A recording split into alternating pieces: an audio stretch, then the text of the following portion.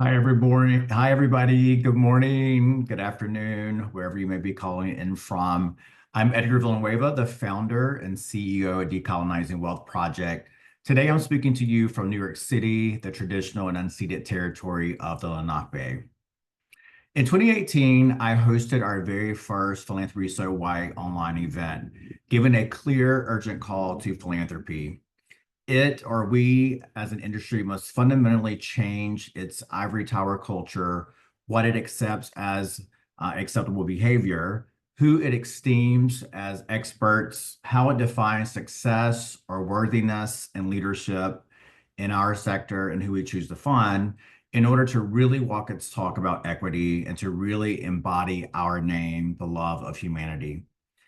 Since 2018, Decolonizing Wealth has ignited an era of reckoning in our sector with its calls to decolonize, redistribute, and reparations. We ignited a global movement of decolonizers in philanthropy to take action, actions that were supercharged by the compounding humanitarian crises over the following couple of years. There was a pandemic, which upended millions of lives and wreaked havoc because of the government's negligent and dangerous response. And in the middle of all this, we witnessed a horrific murder of George Floyd at the hands of the Minneapolis Police Department that fueled a global movement to declare that Black Lives Matter. In terms of philanthropic response at that moment, I was hopeful. I saw radical shifts in who was receiving money and how money was being deployed. While imperfect, there was a clear sense of who we were for a moment and what we had to do. And the global impact of these poly crises, philanthropy also outside of the US seemed to be inspired by our responses here, and it opened the door for our work to influence giving in many places. We also did a Philanthropy So White in the UK. DWP and many of our colleagues in this work grew rapidly during that time. We unapologetically moved millions of dollars to Black and Indigenous communities, and our reparative philanthropy tools and resources influence over 600 million new dollars towards racial and economic justice. And now here we are. The world has flipped again on its axis. But this time, polycrisis doesn't feel like a sufficient description to describe what feels like the collapse of the empire and the violent reign of white supremacy terror that we are facing, that will take generations for us to recover from, assuming that we all survive it. The philanthropic response has been sporadic and has felt uncoordinated in many ways. Some who stood by our communities boldly declaring that Black Lives Matter, who came out of the woodwork to partner and support Indigenous groups, have grown silent. They've run for the hills, scrubbing their websites of language that refers to historically marginalized communities, for example, not returning our emails when we ask for help, and caving to the agenda of the government far before actual demands and regulations exist to do so. Fear, a key strategy and tactic of white supremacy, seems on one hand to be working. Sadly, while there's been so much progress, we are once more stifled, raising the question, were folks really in solidarity with us in the first place, or was it all performative? Is anyone willing to really fight, to put their own skin in the game and sacrifice whatever it will take for truth, justice, liberation, and democracy? Where are the real philanthropic patriots? But I am not without hope. There is a window and opportunity before us. I don't think that this is the beginning of something. I think it's the end. It's the end of white supremacy in so many ways. And perhaps what we're seeing and experiencing is just the last throes of a kicking and screaming system that doesn't want to die. So today, here we are again with an audience of thousands of you, where we will explore the unique journeys of white leaders in this work. White leaders who have stood up and have taken on this charge to address white supremacy in philanthropy and to strive towards racial equity. We are excited and thankful for our guests who are coming forward to talk about what inspired their calling as leaders to address white supremacy through their philanthropic leadership. We'll talk about what they consider their role as leaders to be in the sector and how they have dealt with mistakes and criticisms perhaps along the way, and where they go to resources to support in their journey. This is really important because we need white people to be doing their work and to take on ownership and be in solidarity with us as we work towards a sector that is more just and more equitable. For far too long, the work of racial justice and philanthropy has been championed by BIPOC folks, and for good reason. But today I'm passing the mic and sharing this stage with folks because this is an opportunity for white leaders to speak to other white leaders and to collect their people in ways that only they can and must do. I'm really inspired by the leadership of our panelists today and appreciate their willingness to speak up and out in this space, which increasingly feels risky to do so. After our conversation, my dear friend and colleague, Vanessa Daniel, a new author of the book, Unrig the Game, What Women of Color Can Teach Everyone About Winning, and a senior fellow at Decolonizing Wealth Project, will provide some closing reflections and wisdom, bringing accountability and perspective into this conversation. But before we dive in, I want to invite you all to participate on social media. We are live streaming right now from Decolonizing Wealth's YouTube page. So everyone feel free to take that link. We'll drop it in the chat and send it to every person you know that needs to hear this conversation right now. We'll also be, of course, saving this conversation there on our page so you can refer back to it later, and we'll follow up with some additional resources as well. You can also keep the conversation going on social media using the hashtags Decolonizing Wealth and hashtag Philanthropy So White. All right, are we ready to dive in? Let's all take a collective breath, connecting our heads, our hearts, our spirits. Let's invite grace, solidarity, love, truth, kindness, and boldness into this conversation. This is a place to grow, to be inspired, and to be challenged in this moment. So without further ado, I want to invite our speakers to join me. Please note that Anna Fink, who is the executive director of the Amalgamated Charitable Foundation, will not be able to join us today. She fell ill this morning, so we regret that. But we are happy to be joined by Glen Galaich, who is the CEO of the Stupski Foundation, and Richard Besser, the president and CEO of the Robert Wood Johnson Foundation. Hey, welcome, guys. Thank you. Hey there. Great to be here, Edgar. Good to see y'all. So this is a little bit of a mantle for right now. We do apologize for that. We really attempted to be gender expansive, but we are so thrilled that we will have Vanessa to join us in just a moment here. So thanks again for joining us. We really appreciate it. So looking forward to this important conversation today. To get us started, we just want to hear a little bit from you about who you are. We know you through your former roles and your leadership, but let's get a little bit more personal today. We often at DWP ask, who's your people, as a way of getting introduced. And so I want to ask you, who are your people that you are from and that you're bringing into this conversation today? Glen? Rich, you want to start? You want me to go? Sure. Okay.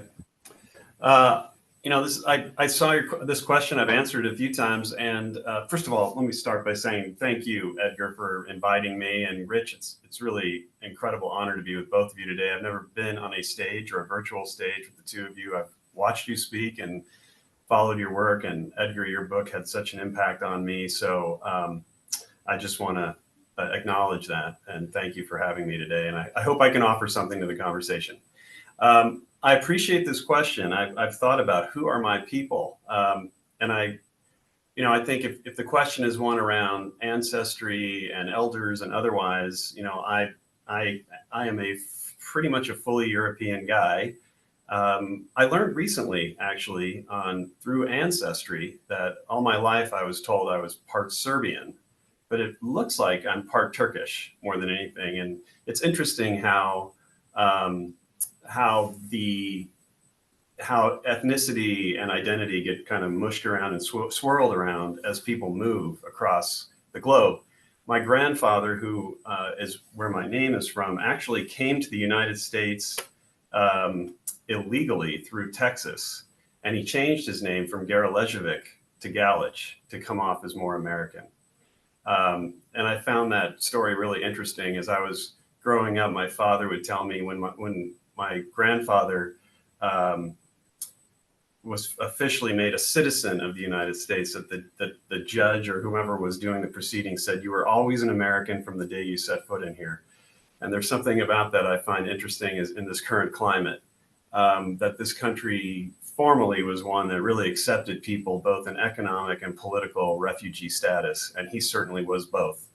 But we are really retreating from that today, and we just want to always remind myself of that. That's why I'm here. And for me, I've always had an orientation toward justice. My graduate work is in human rights. But ironically, as I got into I'm sorry, I'm jumping ahead here. So I'll just say those are my people. I think my grandfather being the most influential for me in my own path and why I'm here today. Glen, Rich, who's your people? Yeah, thanks for sharing that, Glenn. And likewise, thanks so much for this Edgar. I do a lot of speaking, and this is a really unique construct and conversation, and it's a real privilege to be here. Thinking about I don't often think about who my people are, and I think about my people in a couple ways. One, my relatives on both sides are Eastern European Jews, immigrant stock to the U.S. One grandma came over when she was 2 or 3 from area that's now part of the war in Ukraine. She was in Philadelphia and worked in sweatshops in Philly and got a scholarship to school and became a nurse and picked my grandfather off of the wards as the person she was going to marry, and no one could say no to her. And so my family's been very heavy in healthcare and service, and that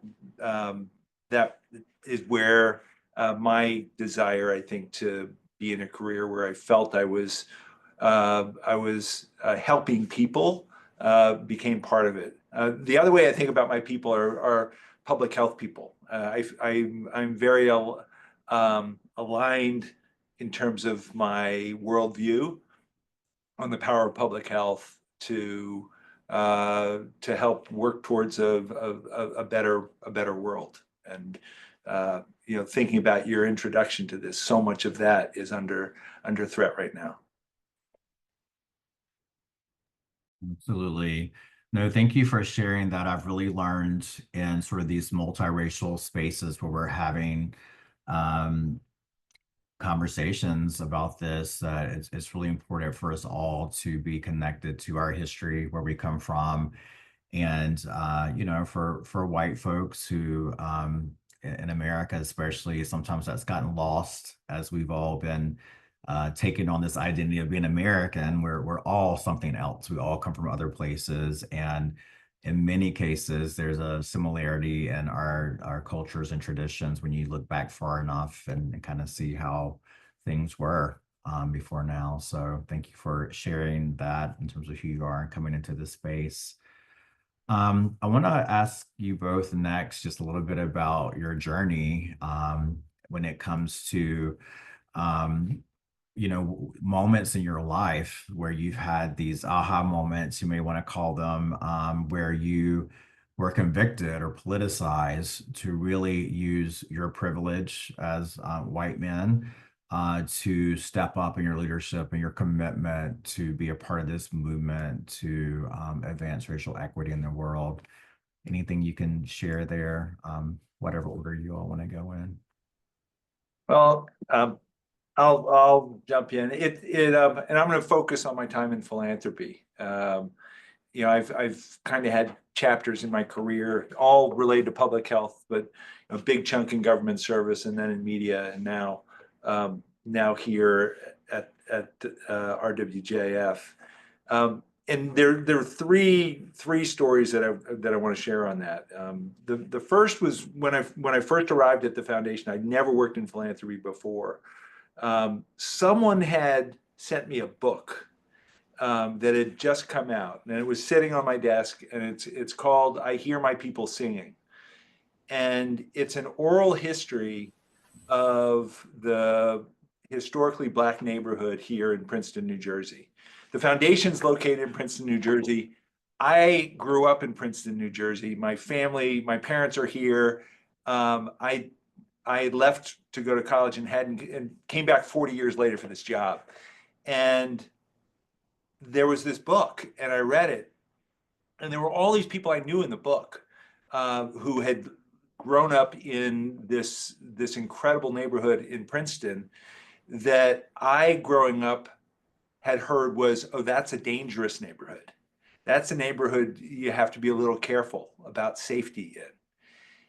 And reading this book, Paul Robeson grew up in this neighborhood. It was an extremely, it was a neighborhood of professionals who were largely Black because they could not live anywhere else in Princeton, New Jersey. And many of the people there who had professional degrees were worked on Princeton University property as groundskeepers or in the kitchens because they couldn't get jobs that they were qualified for. And it was my first. It was a shock to my system because through the privilege of my whiteness and growing up in Princeton, I had not seen it at all. And so that was the first kind of story I wanted to share. The next occurred the following year at Aspen Ideas Festival. We, for about 10 years, had sponsored something called the County Health Rankings, which ranks health across our nation at the county level across a whole number of different parameters. And the report we were putting out that year was focused on race, place, and health, and the connection, looking at the intersection of those and clearly demonstrating that regardless of where you were, if you look at all the health indicators by race, you will see worse outcomes. And it led to the question of why, and that leads to the question of opportunity for health and barriers to health. And I was going on to a panel at the Aspen Ideas Festival to talk about this, and Maria Hinojosa was the moderator, and Kevin Washington was a panelist. He was the head of the Y. He's a Black man, and the head of the Asian American Health Foundation, Kathy Cochin, was on as well. And it was me. And I was talking to one of our communications officers, who's a Black woman, and I said, "What am I doing on this panel? What do I know about race? I'm a white guy." And she said to me, until white people see racism as a problem that they have a role in solving, we're not going to get anywhere. And she said, "Embrace your privilege." And it was one of the most liberating things for me to feel that I could go on this stage with my lived experience, which is an experience of extreme privilege, straight, white, male, older, well-off family, educated. I mean, we had done a privilege exercise at Aspen, and my stack was really, really high. And so on the stage, be able to embrace that and then talk about the importance of white people, white leaders, seeing racism as their issue was really incredible. And then the third, and I'll go short on that, was what you lifted up in terms of the murder of George Floyd and the COVID pandemic and the disparate impact of the COVID pandemic on people of color in America. As an epidemiologist, as a public health person, diving into that moment there allowed us as a foundation to really pivot and focus on the role structural racism plays as the biggest barrier to health in America. Thanks, Rich. And what about you? Yeah, this is a great question. I've been in philanthropy now for 25 years, so to like Rich, I think that's probably where I haven't been there's not been much more to my career than that.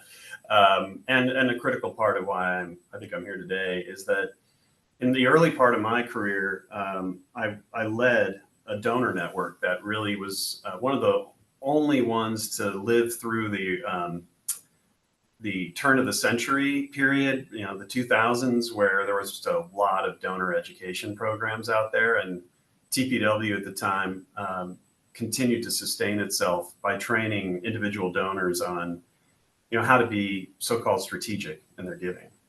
And I was a big champion of that idea and the intention behind it was very heartfelt, in that it was great to see people who had basically created a tax shelter for charitable purposes actually use it for charitable purposes, to want to be thoughtful about it, which is very unique. Of all the donor education programs on the planet, they serve only 4% of the philanthropic market. Most everybody else is not being thoughtful in how they give, at least as I define it. You might define thoughtful another way. So I was proud to do it, but I was very much championing a donor-centered view. And as time went by, and as I worked in the sector, and as I eventually got into this role of running a foundation, I also was paying attention to the ecosystem around us. And at the time, and it's going on the same trajectory today, the world was getting more and more disparate in terms of wealth, access to wealth, especially in communities of color versus white communities. And if you look at the statistics, while BIPOC communities have seen an increase in wealth, the disparity between white and communities of color is still expanding and growing. And despite having $1.5 trillion of available philanthropic assets in our system that grew during the first half of my career, and we celebrated and celebrate, I was deeply troubled by the fact that disparity continued to grow. And of course, the two things are very related, while philanthropic assets grew. And we'd made no real gains. Lots of talk about strategy. And I started to ask the question, what's at the core of this? And the core of it is that donors, for the most part, are white. And donors come from the same communities I come from, and Rich mentioned, wealthy, privileged, very limited experience. We are very much, as white people, socialized, I think, especially as I've had time to read and learn and read stuff that you've read and really expose myself to the dynamics of our society. Like Rich said, I think lines like that's the dangerous community, lead you to believe that you don't have really a role in this. You just do your best and live your life. And there's just this narrative.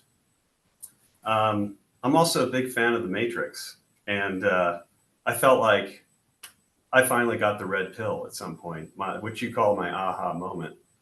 But I was already in a place where I was questioning the practices of our philanthropic sector and wondering, is it healthy for us to have a donor-centered strategic approach, or should we be doing something with more of a community-informed approach?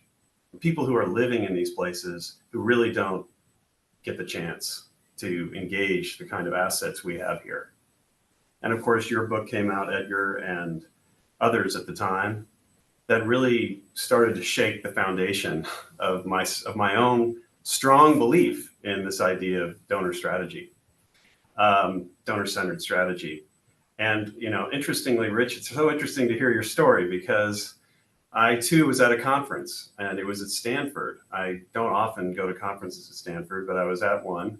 It was put on by the Stanford Social Innovation Review back in 2018, I believe it was.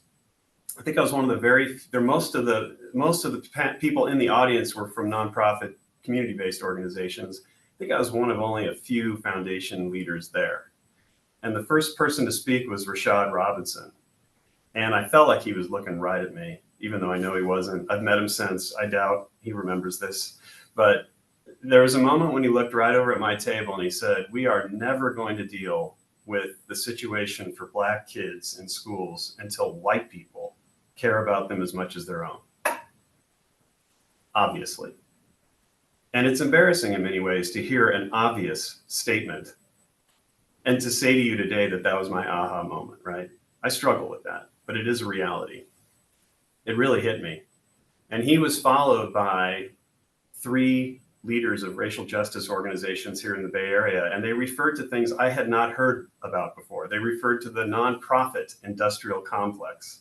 They said, we don't even, they were speaking to an audience that I think really shared their perspective and perhaps didn't know that there were foundation leaders in the audience. So in some ways, I felt like I was getting a chance to be behind the curtain here a little bit. And they were saying, we don't even look to the foundation world for support. And frankly, they're supporting a machinery that just puts us down. We will do this ourselves. I mean, that really got me. I came back to the office that day and I looked at my team and I said, we're changing everything right now.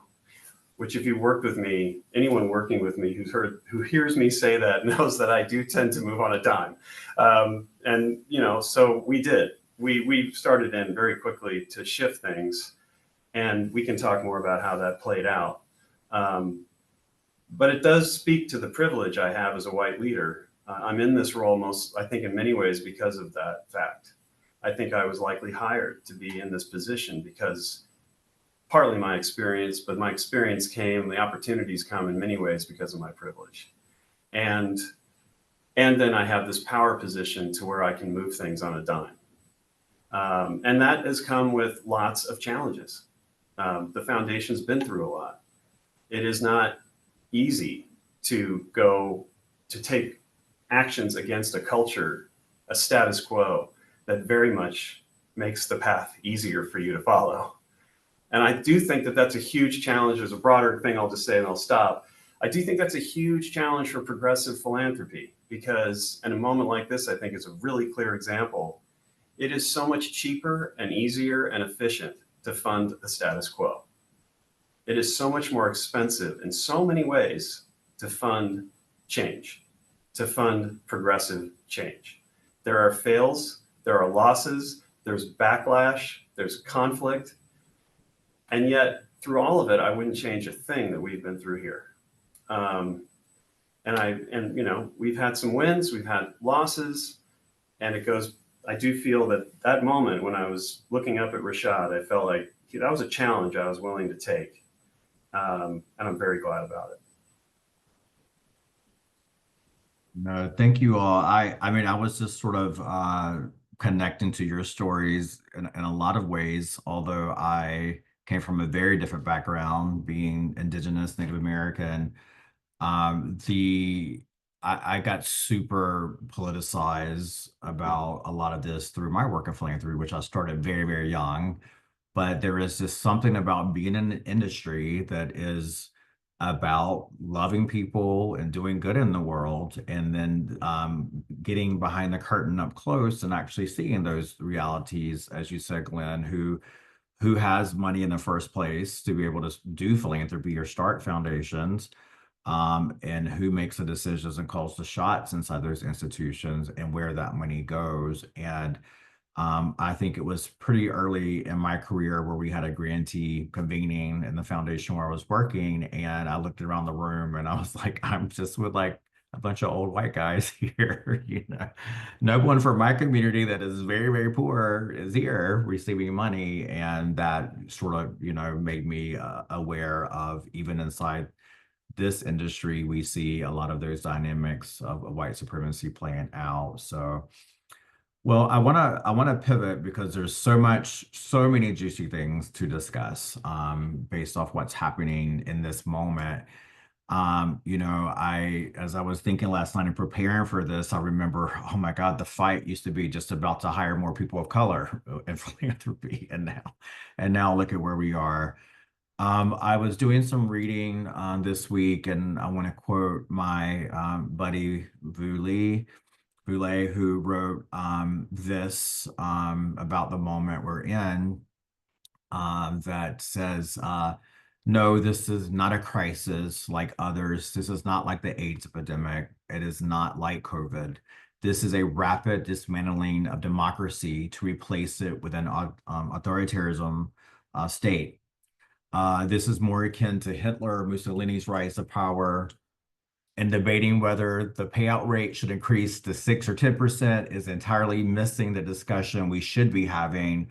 What does it take to halt and reverse the US's and the world's rapid descent into fascism? So that's a lot. That's heavy, but Vu's words here are so reflective, I think, of what a lot of people are feeling and thinking through in this moment. So I want to just kind of ask you all, as you've been navigating the day-to-day, chaos of the moment that we're in right now, what have you been most afraid of potentially or frustrated about? Particularly for the philanthropic sector. So what are you processing and dealing with right now as a leader in this field?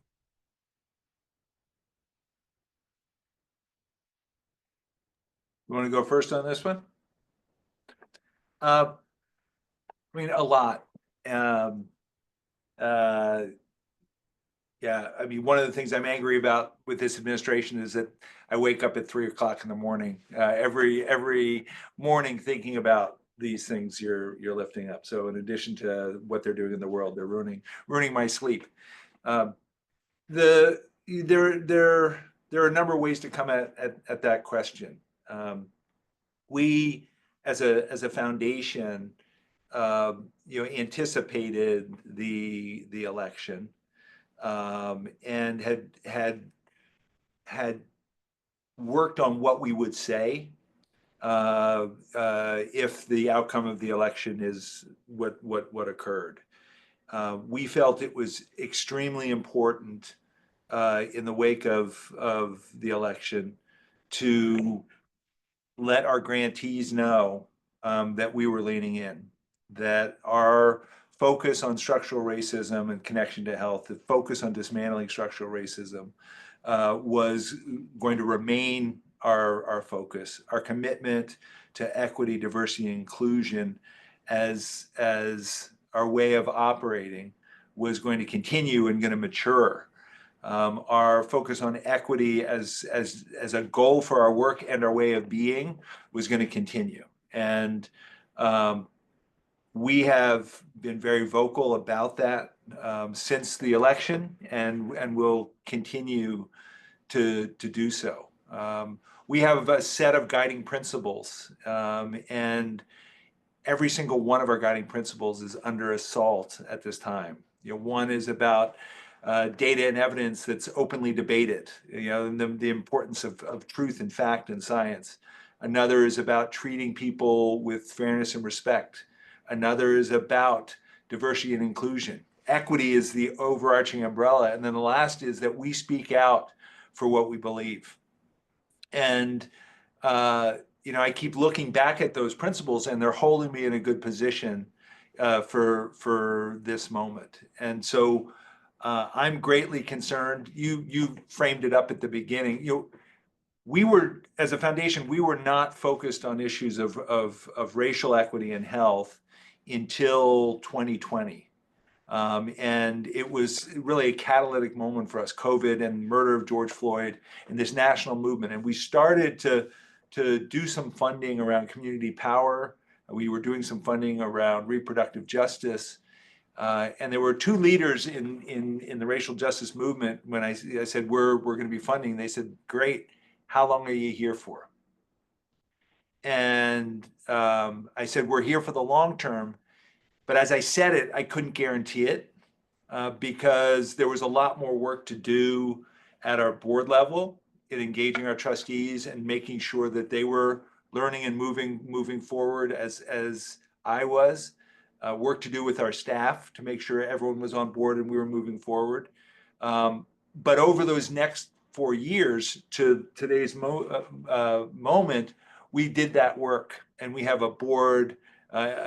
Full disclosure, Edgar, you're on our board, but we have a board that is fully committed to this and thinks about risk in important ways. The risk of not speaking out, the risk to our grantees of not acting. One of my concerns in this moment is that I see a lot of leaders in philanthropy where the primary focus is what is the risk to our philanthropy, what is the risk to our endowment, what is the risk to us as an institution, and not enough focus on how are we there for the work, how are we there for the vision, for those things that we say we're truly about. How do we put our privilege at risk at a time when our grantees and I think the nation needs us to, as you said earlier, have skin in the game. First, I just really want to express my gratitude to you, Rich, and to you, Edgar, being on the board of the foundation, for putting out such a strong statement so quickly for all of us to lean on. It really, I don't know if the statement is on the YouTube channel or not, but I had the chance this morning to reread it. And so just tremendous leadership. And I'm personally grateful, and I hope you hear from others all the time about our gratitude for standing up so quickly and so strongly. You know, I have a podcast called Break Fake Rules, and it's really, it came out of the fact that our sector has a lot of rules that we impose on ourselves that really don't serve social change. Namely, a 5% minimum that most foundations treat as a maximum. An investment strategy that tends to be far more harmful than the grants we make, I believe. I don't have evidence to support that, but someday I will. I'm confident. And so on. And but in that podcast, I've kind of had to shift our direction a little bit. And my producer, Claire Callahan, has had to do the same. And we're bringing on more people now to talk about what it feels like to be in the boiling pot of an autocratic takeover. We will have in the next couple of weeks Ann Applebaum joining us, who's probably one of the foremost speakers and thinkers on rising autocracy in the modern day. We are falling into the trap. There's no doubt.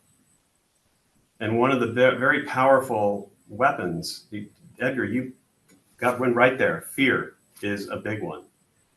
And the strange thing about fear is that you can fear something without having experienced any kind of repercussion from an action you've taken yet. And as a result, people engage in what I think Timothy Snyder calls anticipatory conformism. And I'm seeing it all over the place. I'm in meetings with people who do not want anyone to know that they're in the meeting. They don't want their name listed. They don't want the discussion to be known in places where that was fine 6 months ago. The irony is I'm also in spaces with people who are literally on Kash Patel's list in his book, his infamous book. And those people right now I have experienced are far more outspoken than anyone. If anyone is going to get dragged before some kind of tribunal, it's them. And you can read their names, they're on the list. But they're speaking out right now. I cannot say the same thing about my philanthropic colleagues. And I just simply don't understand it. Why I can look to your statement, Rich, and say, there's the one, there's the one. There should be 5,000, 10,000. The world has not, in my knowledge of philanthropy globally, our system is a unique one in that we do have so many assets and organizations and institutions in a place called the third or social or philanthropic sector. And I think that's pretty unique in this, especially in this context and in context in Europe where autocracy is taking a grip, but there isn't as vibrant, at least in the way we have it here, counter movement, counter capital, all these things that could exist to take this on. I don't think it exists. You could, you know, I'm not an expert on European autocracies, but I get the sense that we're unique that way. We're unique that way for probably not the best reasons. We don't love to, we have a society that very much pushes back against caring for each other through the government system. So we've kind of dumped that onto this philanthropic system to do more of that. But we do have these assets and we do have these voices and we do have this time. And so while I am very empathetic to people wanting to think through the proper steps to be taken, at the same time, I just would ask, the call in is, let's not anticipate conformism. Let's go the other direction. There is nothing happening to us right now. I don't know of any philanthropic leader, foundation leader, who's been dragged before any sort of tribunal, who has had anyone at their door yet pull them out. That day may come. But until that day, we should most definitely continue to speak out. And I think for white men in positions like ours, it is more incumbent than anyone. Because in many ways, this administration is very much trying to protect us in ways that I'm not asking. So let's go. I don't understand it. And so, again, I think your leadership, Rich and Edgar, I think is really important. People should read the statement, post the statement, put it out there. If you don't want to use your own words, say theirs. We've said ours. I've said things on LinkedIn about where we're headed, where we're standing at this time. And I really, I have to say my gratitude. I didn't even know this organization until a month ago, the National Council on Nonprofits. I encourage everyone to follow Diane. I think it's Yatal's lead. She is posting every day, almost every hour, on motions and actions they're taking from their very small organization. It's a tiny little shop, and they are taking on a Goliath here. This is a true David and Goliath story. So there are heroes out there, and we should most definitely fall in line as best we can in a counter effort here, because the pot is starting to boil. Absolutely. Thanks for naming that resource. Agree. I was just sharing with my team that they're killing it with the resources for us right now. No, thank you. I appreciate the remarks. I think that what you said, Glenn, in terms of like, where are the statements? Where is everybody? Where's the boldness in this moment? It's just something that I know that a lot of people are feeling. In my opening remarks, I kind of expressed that, as a person within this sector who has had a lot of favor and privilege and access to folks and everybody lining up to want to talk. A lot of those people are gone, and including progressive white funders. Many are still around. Not saying this is a blanket statement, but I am very proud that RWJ has taken a stand. And historically, RWJ was not known as a social justice foundation per se, but it's like, wow, this is an institution that has power and resources and money, and is not afraid to put that behind what it really believes in. And so there is this question that I know that I've had, and I've talked to many, many people, that it's a question of like, who really has been in this with us all along? And it makes us question solidarity when we need folks the most, they are nowhere to be found. And we can make assumptions about why all day long, but it is a moment where it's so much is at stake, and we need people to feel that solidarity. As you all said, some of your aha moments came about when you realized that in order to dismantle white supremacy, is going to take white people understanding what they have to lose and have been losing because of white supremacy, and that it impacts all of us in different ways, but it impacts all of us. And so all of us must be at the table. I want to dig into a little bit more now, briefly, just what do you all think philanthropy should be doing right now? What is the push of putting out statements? That's great, but what are the things that we should be thinking about? There's debates around the payout. Of course, we need to be moving money. There's all kinds of things that folks are asking for. What do you all think philanthropy should be doing right now to respond in this moment? Yeah, I think that there are a number of things. I'm not a big fan of the conversation focusing on what should the payout be and what is the number. We're at 6.5%. More money. Our payout this year is highest it's ever been. That's not the conversation I want to have. The conversation I want to have is, what impact can we have by doing X, Y, and Z? Because I think there can be something self-congratulatory of pulling up a number and saying we hit this number. It's like, well, what are you funding with that number? What are you trying to accomplish? And are you speaking out about that goal that you're trying to accomplish? We're in the midst of looking at our funding across the board and saying, how does it line up with our focus and our goal of a future where health is not a privilege but a right? How does it line up with our goal about taking bold leaps to transform health in our lifetime? And how does it meet this moment where our democracy itself is under assault? And so we're looking to see where within our funding can we free up resources that are not aligned and say, okay, that was a great area to work in, but we're not going to be working there anymore. We're going to line up things to meet this moment. And then what additional dollars can we spend to have impact? I'm at a lot of different tables with heads of philanthropy, and I am encouraged that I'm seeing more action around democracy. I'm seeing more action around communication. And we'll see how some of this matures. But time matters, and we can't take 3 years to get it perfect. We have to be supporting those who are really putting themselves at risk. And again, this is hashtag philanthropy so white, and I would just want to echo Glen's comment that as privileged white men in these positions, we have so much less at risk than the people in general who were funding. And I have peers in philanthropy who are Black women, and I know that if someone's going to be targeted in philanthropy, it's much more likely to be one of them than it is to be me. And so leaning into this moment is really critical. I'm really proud of the work that our staff are doing to try and free up dollars and meet this moment, and we're going to continue to do that. And it's not, we as a foundation, we would like to exist in perpetuity. And part of that is that there are always issues that need to be addressed going forward. And that's a separate debate.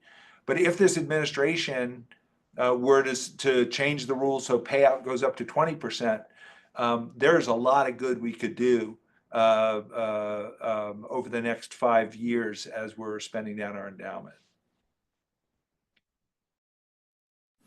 I try to look at this in short and long-term ways right now.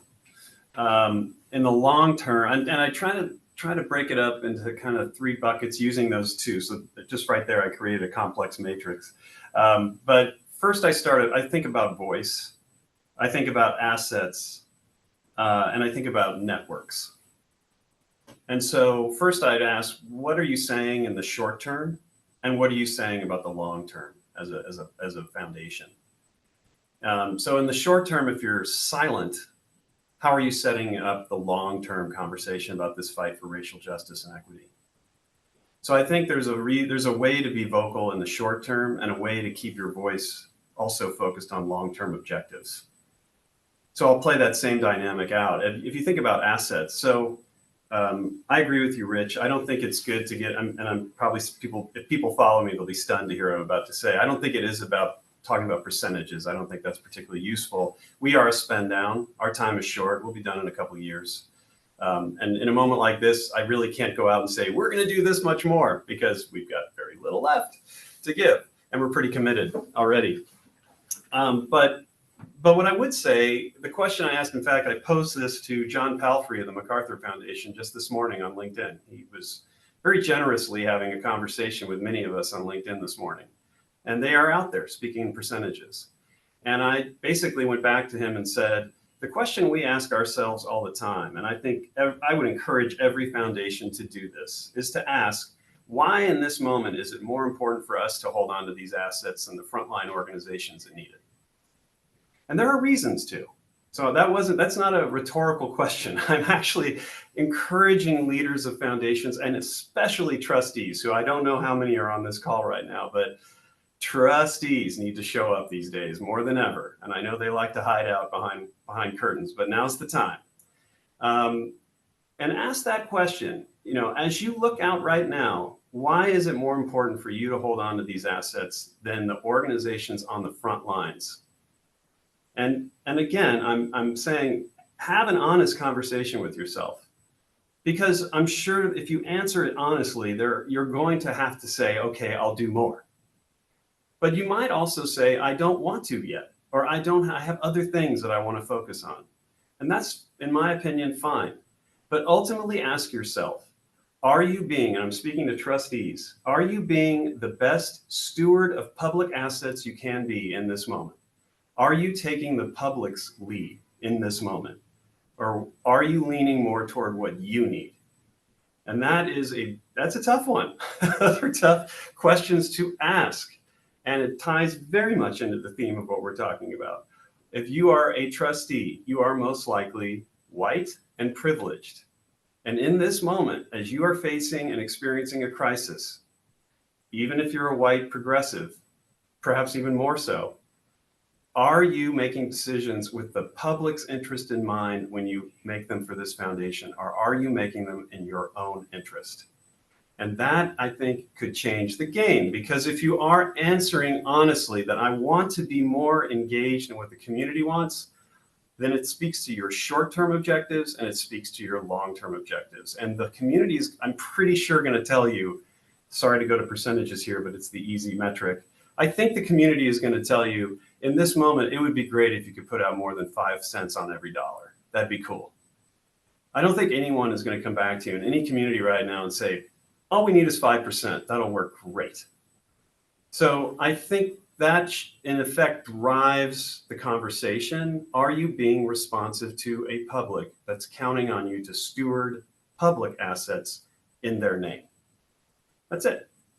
And then finally on networks, I'll say I've just had so much benefit of working with so many dynamic leaders of racial justice, racial equity organizations and foundations.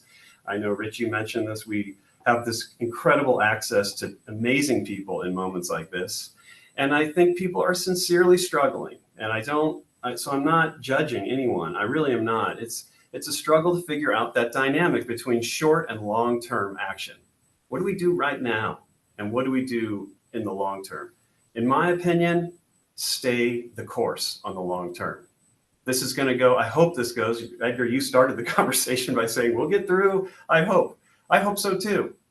And I wouldn't want to sacrifice the long-term objectives we have for the short-term protection we need to put up there. If we have to, we have to. But it all comes back to that same question. When you're working in your networks, what assets are you putting out now? Are you putting out enough? Are you responding the way the community needs you to respond? And if you don't know, go talk to the community.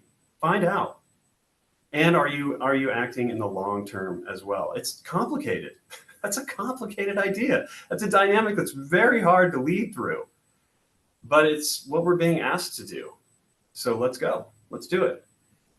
That resonates with me in a big way. We have generational goals, and we are not backing away from our generational goals, while at the same time trying to figure out in this moment, what do we do differently? Because the generational goals are generational because we recognize that it is going to take that to accomplish them, and they're that big and that important that we don't want to lose sight of them. But also, if our democracy collapses, our chances of accomplishing them are about zero. So that there is that challenge of balancing those. That was really helpful for me. Yeah, and like thinking about the long term, I have been in a number of conversations that for years folks have criticized philanthropy, especially progressive philanthropy, for not having that long-term vision. And funding on election cycles, and saying, like, maybe look at how the right funds, right? The right has a long-term vision. They are investing heavily in leadership, and they are aligned around doing so for the long term. And whereas on our side, there tends to be just like not enough alignment around the issues and very short term. And sort of similar critiques of the Democratic Party kind of go and have their conversations and with communities of color when it around these election cycle times, but then are not there when the rubber meets the road, and it's time we really need folks to be there. So I think there's a lot of lessons to be learned around how we have failed community.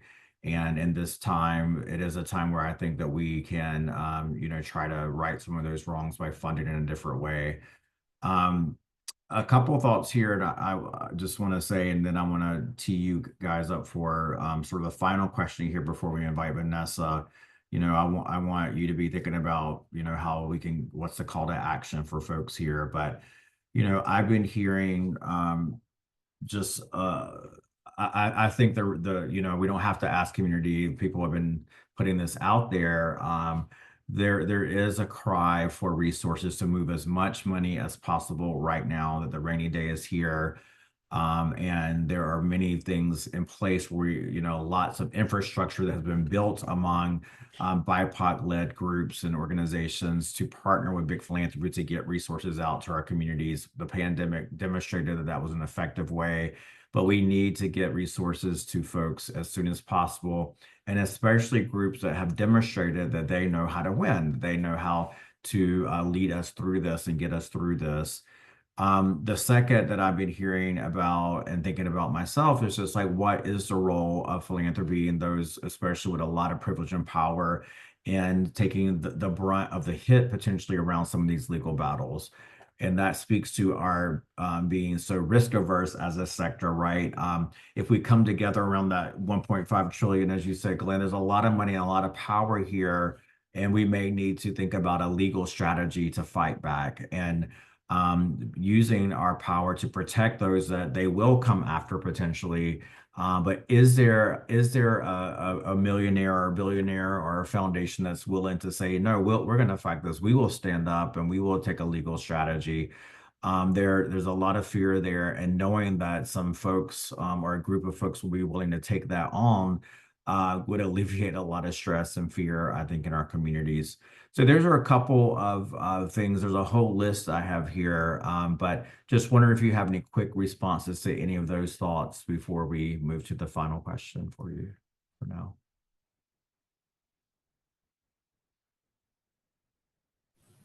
I align with what you're saying. I mean, I don't know if that magical billionaire is going to show up. I don't. I think they're out there. I think there's a chance that some will find their courage to step out and take the lead. For years now, the mysterious character has been George Soros that everyone on the right likes to point at. I often kind of laugh at that because I've seen some of the organizations that have been attacked as Soros grantees, and I can confidently say they're not Soros grantees, they're Stupski grantees. But I appreciate Soros taking cover for us. I hope there are more Soroses out there that are willing to step in at this time and put up the money. But I do think, here's the way I look at it again. If you take the short and the long-term view on it, Edgar, I think the short-term benefit of spending assets on litigation will be, there's a huge risk there that you're going to lose. And if you lose, that new precedent is going to work against us. But there's also a strong likelihood that the precedents that come from this litigation could cement a better future for us. And I look at some of these executive orders that the NCN is taking down one by one in courts, and I think, okay, this could start to put over time some real boundaries around an executive order that would protect assets that are supposed to be used by government for community rather than philanthropy having to fill that gap. So I do think there's a strong argument to be made for a short-term protection approach in litigation and to the benefit of the long term. And we will be, I'm positive, contributing to some of that here at Stupski with what we have left. And for those of you that are looking, again, if I go back to my original comments, your community needs you to play these roles right now. And it may mean that your lifespan shrinks as a foundation, but my goodness, if you could establish a legal road that prevents this from happening again, what an incredible legacy you leave, even if you're gone. So that would be my take. And I think there are more and more examples of that. I hope that answers your question, Edgar. And but I really, that's how I'm seeing it myself right now. Yeah, I mean, we have we take a very much of a systems change approach to the work that we do. With a big focus around dismantling structural racism, and we built up a strong policy department, communications department. And in this moment, we're seeing a lot of our grantees being the leads on legal action. And so, yeah, in the short term, for sure, a strong legal approach is critical, because it can slow down some of the change that we're seeing. Every day I'm seeing successes there. Right before this call, I saw something where a judge is saying that tens of thousands of federal employees who were summarily fired because they're in probationary periods have to be given their jobs back. These legal actions are absolutely critical as a way to say there is more than one branch here. We have an executive branch, we have a legislative branch, we have a judicial branch, and we need to lean hard on the judicial branch at this time to push back. And philanthropy has a critical role to play there. If it's not a space you're in, it's a space you should be in, because there are more resources needed. We're constantly asking the question: Is this a place where joining an amicus brief would add value, where we can put some of our skin in the game? Is this a place where we should be a litigant? Is this something where we wouldn't add anything at all and it would just be work? But that's something the sector should be looking at hard. That is very much connected to a communications approach and strategy that's calling this out, that's calling out how wrong some of the things are that are going on. That's another area where I think it contributes to the short and the long run. And it's, I have to say, for those of my colleagues who are sitting back and doing duck and cover, it doesn't make you safer, and it's not good for your mental health or the health of the people who work in your institutions. It is very good for the soul to be in the fight, and it's not just good for the soul; it's going to win. Oh, I like that, Rich. Thank you. Had a chill when you said that. I want to just read a quote that I read this week from Michelle Morales, who is at the Woods Fund of Chicago. She said, "Funders have a decision to make while they still can in the face of these multiple, overlapping, and self-reinforcing crises. I have been challenging our sector to rethink our role as funders during a time in which federal funding is being weaponized and pulled from nonprofits doing the critical work in our communities. Do we sit aside and allow these nonprofits to close their doors or decrease their impact? Or do we release more funds, increase our payouts so that they, in turn, our communities continue to thrive during these unprecedented attacks?" This is less of a question and more of a call to action for all of us. So just we're going to invite Vanessa here, but I just wanted to see if there's any call to action briefly that you all want to put out. I will come back and give you a closing word, but any other call to actions that you're feeling led to put out there to your fellow leaders in the sector right now? The only thing I would add to what I've already said is you need to engage with your board. If you haven't had a meeting with your board recently, you need to get one, and you need to talk about this and this moment and what your foundation should be doing in this moment. It's critically important. When I first started here, there's no way I would have been able to lean in the way that I can lean in now. And it's taken work with the board, and the board feeling that this is the most important work we could be doing. But that takes time, and I recognize that not every philanthropic leader has the kind of board that I feel privileged and just so grateful for having, that is saying, how can you be bolder? And that's what boards should be asking their organizations. I don't want to get in the way of Vanessa getting on here right now, so I'll just say very quickly, foundations are set up to benefit the donor. That's what they're set up to do. And they come with a lot of restrictions as a result. So I believe, and I would ask everyone at this time, to question in every way possible how this entity you are a part of is protecting you and question how you can protect or help others protect communities under threat right now. Go against the grain of the structure you're working in my opinion. That's my call to action. Awesome. Thank you, Glenn. Thank you, Rich. So I do want to invite Vanessa to come to share some reflections and hold a space of accountability here. We'll invite you all to come back and say anything at the end if you feel led to. But Vanessa Daniel, amazing friend and partner in this work. Vanessa just released a brand new book that just came out. I have my copy. That's called Unrig the Game, What Women of Color Can Teach Everyone About Winning. It was published last week by Random House, and it shares the wisdom from more than 45 prominent women of color movement leaders and has been endorsed by Dolores Huerta and Latasha Brown, among others. And you can find out more about it, about the book and her tour that with some remaining dates at the link in the chat.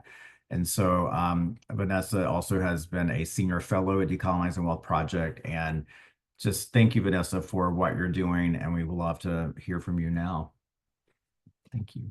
Well, thank you so much, Edgar and Decolonizing Wealth Project, for having this really important conversation. And thank you, Richard and Glenn, for your reflections. I really appreciate all that you both have shared.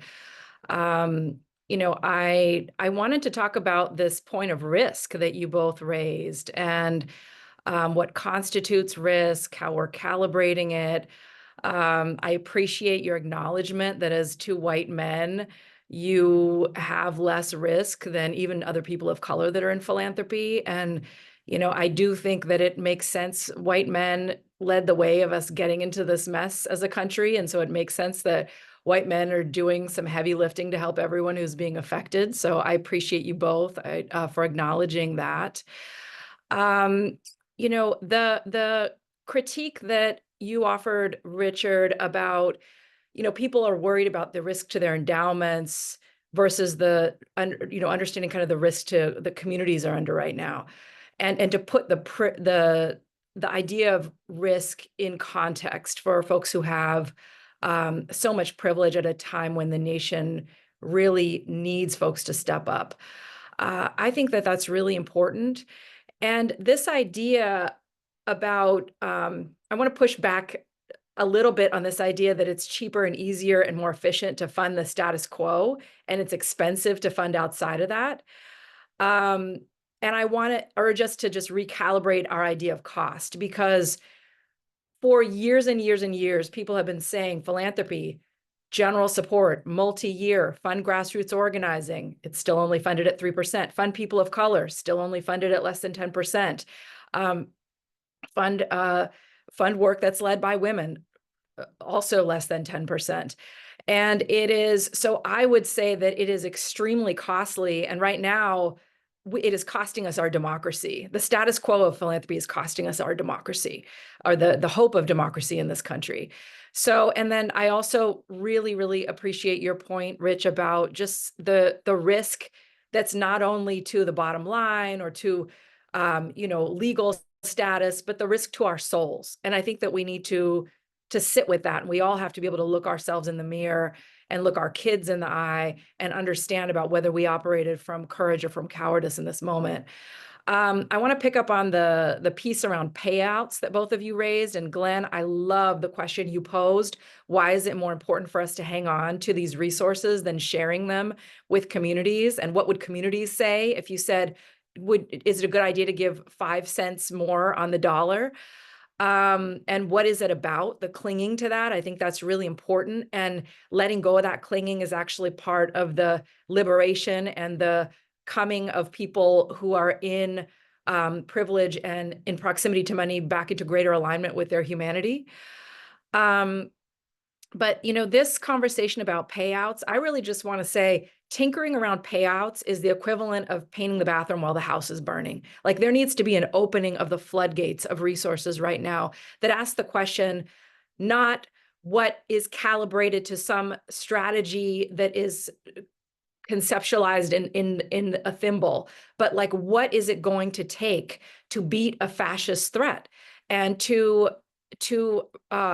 rescue the hope of democracy in this country? That's the question. And we should be funding at that scale and that level. And as Ashley Woodard Henderson tells us, funding groups like We Want Them to Win. I also want to pick up on this piece around process and the perfectionism in philanthropy. And, we can plan and strategize forever. And perfection truly is the enemy of the good in our sector. The longest distance in philanthropy is always the distance between the conversation and the movement of money.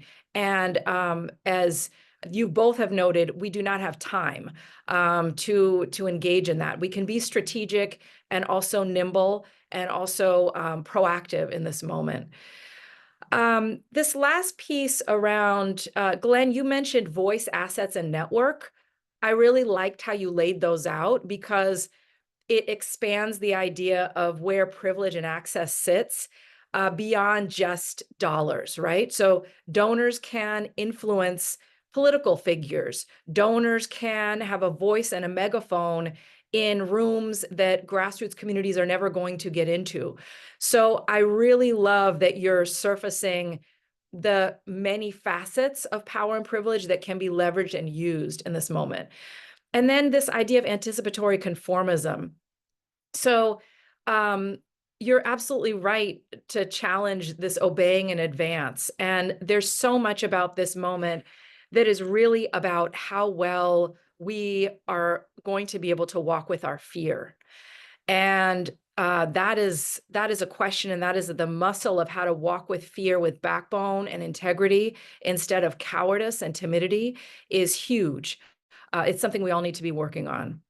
So I do want to say that none of us should be surprised by the backlash that we are experiencing right now in this country.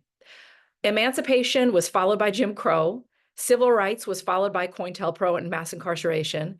There is no conceivable way that the largest protest movement in the history of this country and the uprisings following the murder of George Floyd was not going to be met with backlash. So the biggest problem we have as a nation is not the backlash itself, which is simply an indication that we made progress.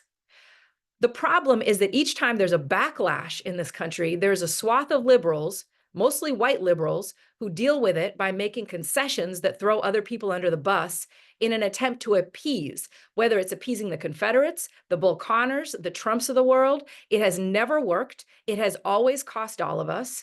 We can look at the Electoral College. That was a concession to appease the Confederacy. It has cost all of us because without it, Trump would never have had access to the presidency in the first place. Excluding Black domestic workers, mostly Black domestic workers from all the major labor protections in the 1930s, that was a concession to appease racists. It's haunting every single one of us today who are struggling to afford childcare and elder care.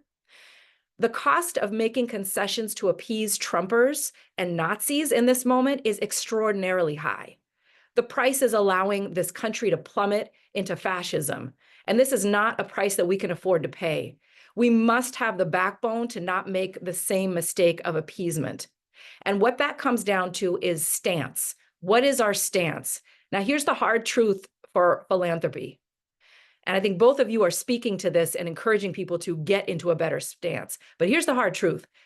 This stance of appeasement, compliance, timidity, obeying in advance, this risk aversion, this willingness to sacrifice the most vulnerable communities, to do the wrong thing that feels safe or popular instead of the difficult thing that is the right thing and then highest integrity.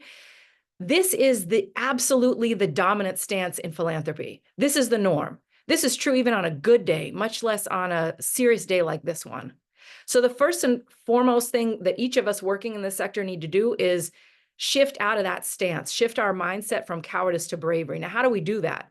Well, first of all, we make peace with the fact that singing in the key of courage when the majority of the people in the sector are singing in the off-key note of timidity is going to feel uncomfortable. Know that. Be tough enough to deal with that. If immigrants can deal with fearing the knock on the door, if trans kids can deal with fearing persecution, people in philanthropy are strong enough to deal with that. And then know what to expect. Philanthropy as a whole, I guarantee you, as a sector, is going to go the gutless and spineless way of that Gavin Newsom, who is currently platforming Nazis like Steve Bannon on his podcast and throwing trans kids under the bus in California. It is going to go that way. So expect that, prepare to move around it. And then how do you stay on the key of courage? You identify with brave people and you key off of them. So pick one or two movement ancestors who showed up with courage and integrity and identify yourself with them. And I want to say to white folks on this call, the only thing that the right wing has worked harder to deep six in history in our classrooms than ethnic studies is the history of white folks who actually stood in real solidarity with people of color. Glen, you talk about how white people are socialized. So look to your movement ancestors who opened their homes on the Underground Railroad, who joined freedom rides, who were part of the Jane Collective providing abortion care, who sheltered Central American immigrants in the 80s. I want everyone on this call to Google Joan Trumpauer Mulholland. Look up the Grimke sisters. Look at the work of Jane Fonda. And then once you do this, find your position and play it to the fullest. I do want to say that being brave doesn't mean that we're reckless. And it doesn't mean that everyone is going to have the same tactics. So people who have fought for freedom under authoritarian or fascist regimes have always had to figure out the best position for them to play. And they've always had to calibrate the level of risk they would take and then move according to that. So we think about Harriet Tubman, right? She didn't stand on a soapbox in the middle of the forest and give a speech about abolition because not losing a single passenger on those journeys required stealth. Frederick Douglass spoke and wrote widely because his position required visibility. Similarly, we see white abolitionists in the North who are outspoken, and then those who were sheltering people on the Underground Railroad kept below the radar. So in philanthropy, we will need those who are loud examples of courage to encourage people away from timidity. Thank you, Richard, for your letter. Thank you, Glen, for the words you're saying on this call today, and encourage people towards backbone. Others are going to move in a more subterranean way. So find your position and calibrate your risk and work accordingly. And then when you decide what you want to do, make a plan to do it. I do want to say something about who advises us in this sector, because if your lawyers and advisors are mainstream people who do not operate from a strong core of social justice values, you will need to find ones that do. And when you have these people, don't ask them whether you can do what you know to be the right and brave and necessary thing, but rather how you can do it.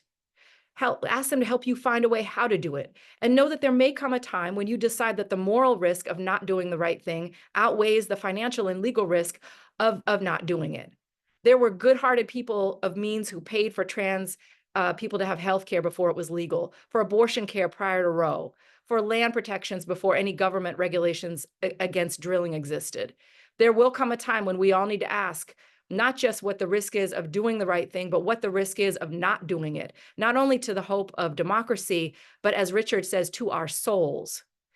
And as this image that's traveling around the interwebs reminds us, the people who sheltered Anne Frank were breaking the law. The people who killed her were following it. We have to look ourselves in the mirror. We have to look our kids in the eye and answer for whether we showed up with backbone or cowardice in this moment of history. The last thing that I want to touch on is this concept of being like water. So how do we be like water in getting resources to the front lines? And I want to encourage people to think outside the box about your giving in this moment. Philanthropy and donors are tenaciously determined and creative in figuring out tax shelters and write-offs. So how can we bring that same creativity to figuring out how to get money to the front lines of movements? Wealthy people have found ways to get money to the front lines throughout history. I want to plug my friend Dimple Abichanandani's new book, A New Era of Philanthropy, that has practical tools for some ways that we can engage in this. But I want to also lay out a few options and a menu of things to just throw out there to help folks start to think outside the box. So can you front load grant disbursements to get them off your books early and into the hands of organizations, particularly multi-year grants? Pay out the full grant now. Is there a set of high impact leaders or organizations who you could commit to flanking for the next 4 years to ensure that they have the security, the resources, and what they need to continue their good work? Is there land or property that you could either donate or allow movement formations to borrow for meeting space, food and supplies, storage, or even safe houses? Property owners have done this around the world. Are there assets you can liquidate? If you're sitting on rainy day funds right now, it is pouring, y'all. In order to help those that are serving the most impacted communities, we need to open the floodgates in this moment.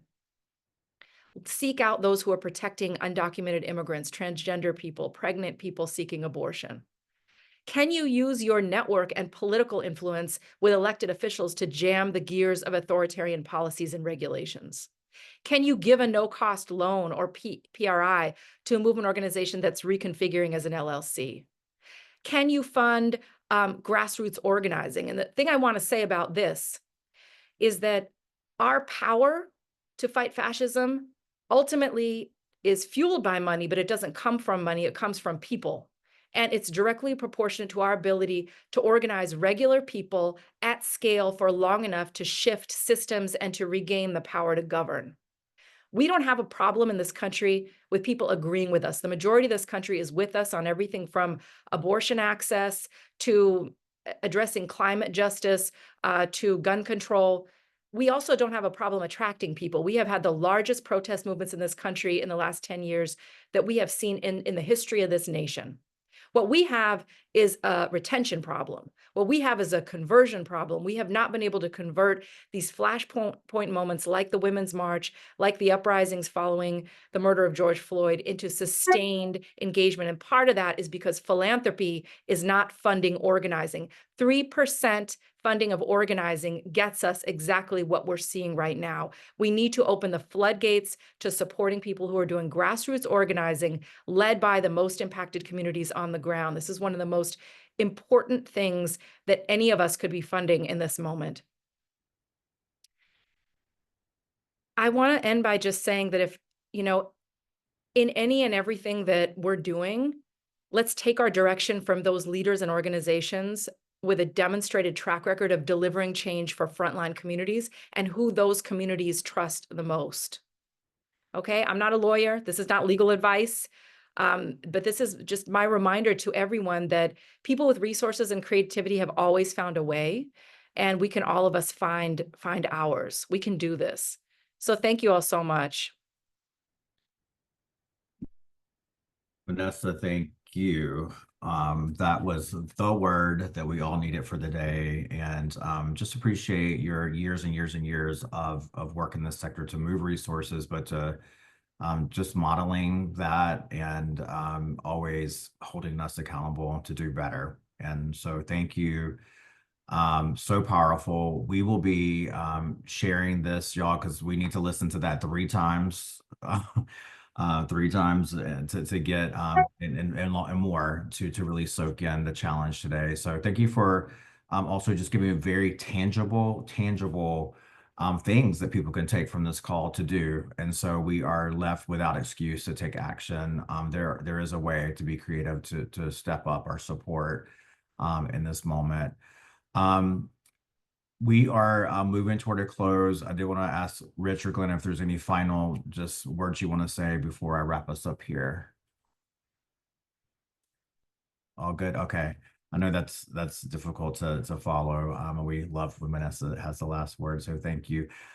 In closing, I just want to say to folks that there's this quote. I think this was also from an article with VU that is just sticking with me, and it's: the question that funders should ask themselves: if we knew in 2 years there would be no more fair elections, no media to criticize the government, get sued or disbanded, and its journalists jailed, any organization accused of engaging in DEI is shuttered, protests are declared illegal, and protesters and anyone who helps them get arrested, and we are branded as terrorism funding foundation, and our endowment gets seized, how would we act, right? And so the rainy day is here, as Vanessa said. The writing is on the wall that things are moving into a horrible place, but there's time left now to move as much money and to use our powers as much as we can to keep us from falling completely into this dark place. So I want to thank Vanessa for your powerful words. I want to thank you, Rich and Glen, for joining us today, for being vulnerable, for sharing, for doing what you can, for helping us to push others in this sector using your voice and resources. Everyone get Vanessa's book. If you felt what I felt, there's so much more there that you can read and be inspired by. And join our movement here. We've been building for 5 years plus here at Decolonizing Wealth. We are always speaking the truth in love. We're creating on-ramps for people to be a part of this. Ways to keep up is to go to our website, decolonizingwealth.com, sign up for our newsletter. Upcoming events are also there, and you can join the Liberated Capital community. Whether you have $5 or $5 million, we don't care. There's a way there for us to pull our resources to fund the kind of work that we need to be funding right now in this moment. So we invite you to go to our website to learn more. Until the next Philanthropy So White, we hope that we don't have to keep having these in the future, but we like having this space to hold us accountable and to help create a vehicle for white people to collect their people. Until the next one, we'll be here leading the way as best we can. Thanks to everyone for joining us today. Thank you for your questions. Please share the word and stay tuned for more resources that will come out from this very powerful conversation today. So much gratitude. Love and peace to everyone. Thank you.